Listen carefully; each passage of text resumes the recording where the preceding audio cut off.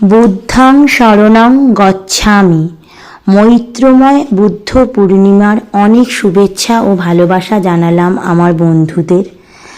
আজকে বুদ্ধ পূর্ণিমা। এটা হলো দার্জিলিংয়ের একটি ঘুম মনস্ট্রি। দেখো এখানে একটা 15 ফুট উচ্চতার একটা বুদ্ধ মূর্তি আছে, যেটি শান্তি এবং করুণার প্রতীক।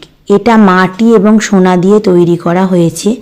মূর্তি ছাড়াও এখানে বৌদ্ধ ধর্মের অনেক চিত্রকর্ম দেখতে পাচ্ছ তোমরা, যেটা বৌদ্ধ ধর্মের অনেক ছোট ছোট গল্প এবং প্রতীকগুলোকে ফুটিয়ে তুলেছে এই চিত্রের মাধ্যমে।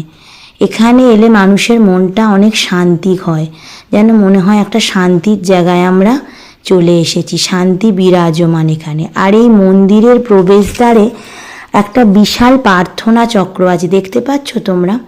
এই প্রার্থনা চক্রটা ঘুরিয়ে দিলে মানুষ নাকি এ থেকে আশীর্বাদ লাভ করে। তো আমিও এই প্রার্থনা চক্রটা ঘুরিয়ে একটু আশীর্বাদ নিয়ে নিলাম মন্দির থেকে, দেখি আমার জীবনে কতটা আশীর্বাদ পাই। এই মন্দিরটি মানে এই মঠটি দার্জিলিং থেকে 8 কিলোমিটার দূরে অবস্থিত। এই মঠটিতে প্রবেশ করতে কিন্তু কোনো প্রবেশ মূল্য লাগে না। চারিদিকে পাহাড়ে ঘেরা সবুজের প্রাকৃতিক দৃশ্য ছিল অসাধারণ, যেটার ভিডিও আমি তোমাদের ঘরে তুলে দিতে পারিনি। তো মন্দিরের ভিতরের ভিউটাই তোমরা দেখো। এখানে প্রতিদিন সন্ন্যাসীরা এসে এই মঠে ধ্যান এবং প্রার্থনা করেন, সেই কারণে এখানকার পরিবেশটা খুব শান্ত, আর মানুষের কাছেও এই জায়গাটি খুব আকর্ষণীয় করে তুলেছে।